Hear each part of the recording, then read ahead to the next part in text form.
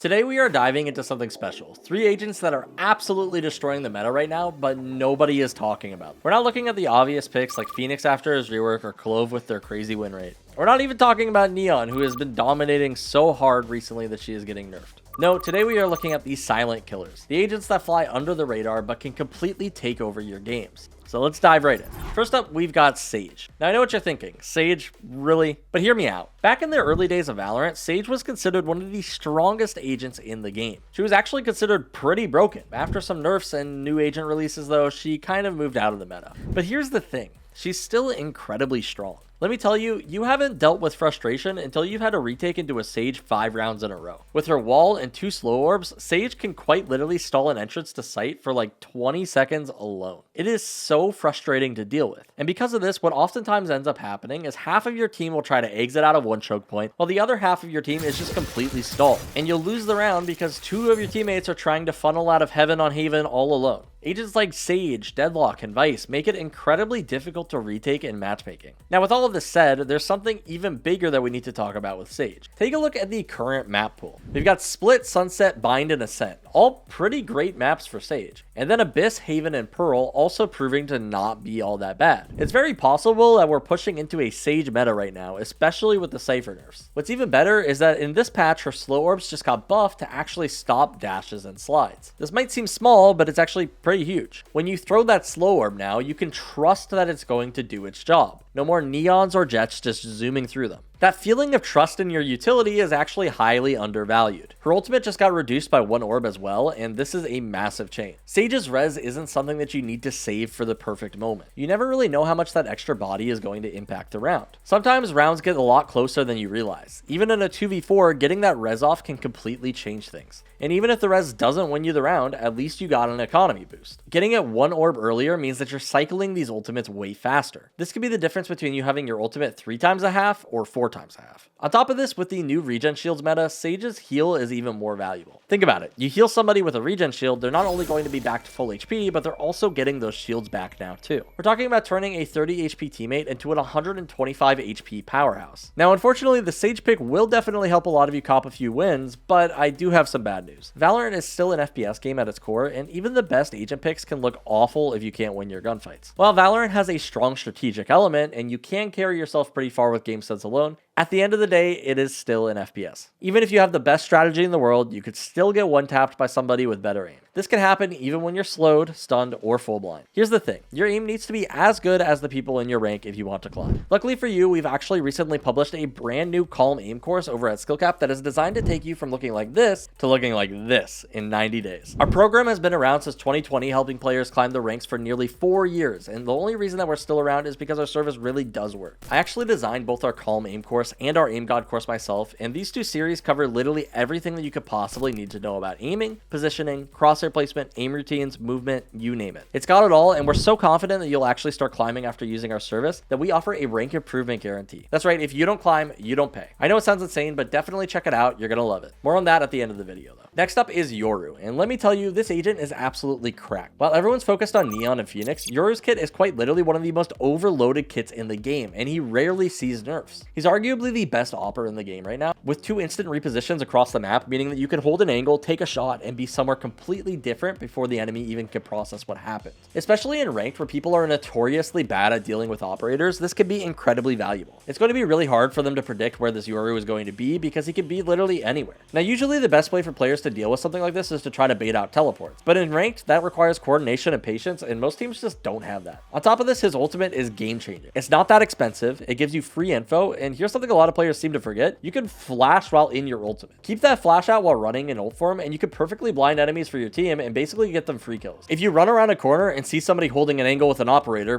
boom, they're blind. They have no idea what to do against somebody who has full vision of them and can throw the perfect flash every single time. As a Yoru player myself, here's a quick tip. If you ever are forgetting to flash for your team in your ult, try this. When you're in your ultimate, always run with your flash out in hand. Don't wait to switch to it till the last moment. This will make sure that when you see the target on your screen, you can just flash them right away without having to think about it. I can tell you firsthand, one of the most frustrating things as Yoru is running around a corner in your ult, calling out to your teammates exactly where someone is, and then watching 3 of your teammates die to that guy. This basically makes that impossible for your opponent. We're not done yet though. Yoru's decoy might get memed on, but at 100 credits, it's practically free information. Even though people have gotten better at ignoring them, they still shoot them sometimes, which means that the moment that somebody shoots it, that's free information for you and your team. But to be honest, the best part about Yoru is you're not just locked into playing passively or aggressively. You can throw flashes from really far away to support your teammates. You can flash for yourself. You can lurk using your TPs to regroup with your teammates constantly. You can break tripwires with your decoy. You can AWP, you can rifle, you can use shotguns and stingers. If you have your ult available, you can buy for your teammates and just use a shotgun and try to assassinate somebody. Jett can't do all these things. Reyna cannot do all these things. Phoenix can't do them. But Yoru, he can do it all. Finally, let's talk about Vyse. She's quietly putting up some of the highest win rates in Radiant right now, and people still aren't catching on. When you're pushing into a Vyse setup, it feels awful. You've got thorns to deal with, flashes, and that nasty wall that activates after you push through it. It is a nightmare. She is perfect for the ranked chaos. I know,